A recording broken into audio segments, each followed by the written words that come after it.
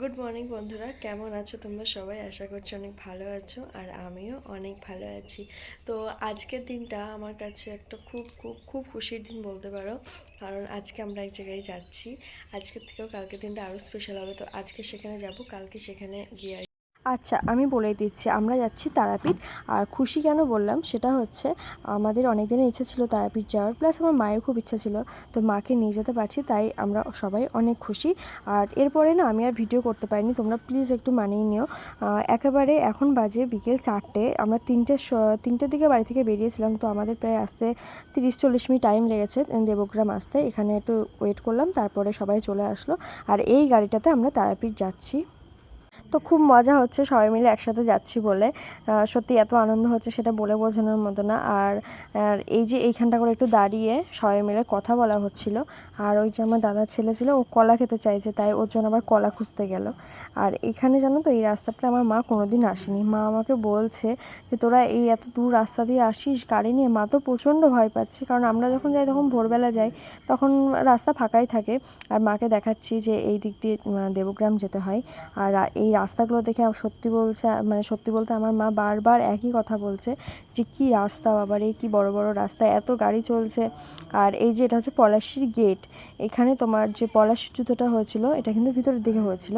এটা সেই সুন্দর একটা জায়গা, কোনো দিন যদি ভিতরে যেতে পারি অবশ্যই দেখাবো। আর আমরা যাচ্ছি, আমার বাবা, মা, দাদা, আমার হাজব্যান্ড, আমার একটা দাদা বৌদি। আর এই যে ড্রাইভার দাদাটা কিন্তু খুব ভালো, মানে পুরো মিশুকে আমাদের সাথে মানে কত রকম ইয়ার্কি ঠাট্টা করতে করতে সবাই মিলে যাচ্ছিলাম, খুব ভালো লাগছিল। আর এই রাস্তাটা দেখো কতটা সুন্দর, এটা কিন্তু অনেক উঁচু একটা রাস্তা, মানে পুরো ব্রিজের মতো। মানে গাছগুলো কত ছোট ছোট লাগছে, অনেকটা উঁচু দিয়ে যাচ্ছিলাম আর কি। রাস্তাটা খুব সুন্দর। কেউ যদি এই রাস্তাটা এসে থাকো, সে কিন্তু একটা ছোট্ট কমেন্ট করে দেবে যদি আমার ভিডিওটা দেখো। আর আমি আজকের দিনটা সবাই খুব খুশি, কারণ আজকের দিনটা যে এত তাড়াতাড়ি আমাদের জীবনে আসবে সেটা আমরা আশা করিনি। আচ্ছা, আমাদের বাড়ি থেকে তারাপীঠ যেতে কিন্তু টাইম লেগেছে সব মিলিয়ে 5 ঘন্টা।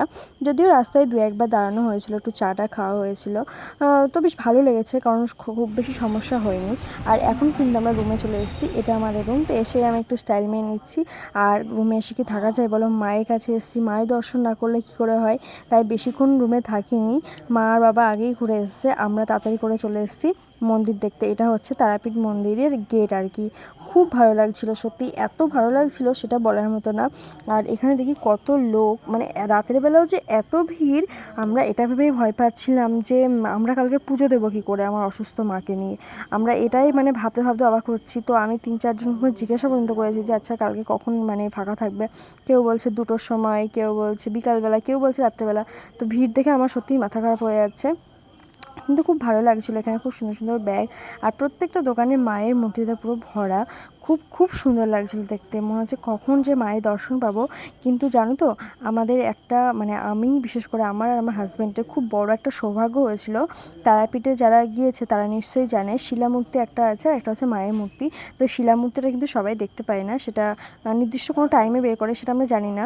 তো আমি ভেবেছিলাম যে গিয়ে মায়ের মূর্তি, মায়ের রূপ দেখবো, সেটাই কিন্তু না, গিয়ে দেখি শিলামূর্তি। মানে আমি যখন যাই মন্দিরে, প্রায় আমার মানে একসাথে 200 জন মতো আমরা দাঁড়িয়েছিলাম। ভিতরে পুজো মানে ভিতরে আরতি হচ্ছিল, আর আমরা দাঁড়িয়েছিলাম মন্দির থেকে প্রায় অনেকটাই বাইরে। আর এই যে তারাপীঠ মায়ের মন্দির, সত্যি কি শান্তি। আর মানে সে কি বলবো, মানে বলে ভাষা ভাষা খুঁজে পাচ্ছি না আমি।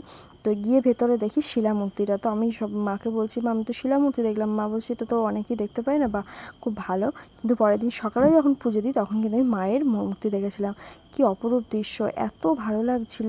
আর এখানে দেখো এখনই কত ভিড়, এখন কিন্তু বাজে প্রায় 9:30 মতো, তখন মায়ের আরতি চলছিল। এটা হয়তো আজকে মানে রাতের জন্য লাস্ট পুজো। আমি চারিদিকটা একটু ভিডিও করে নিয়েছিলাম, আর আমার ভিডিওটাতে কী প্রবলেম হয়েছে আমি বুঝতে পারছি না, এরকম কেমন যেন একটা থেমে থেমে যাচ্ছিলো।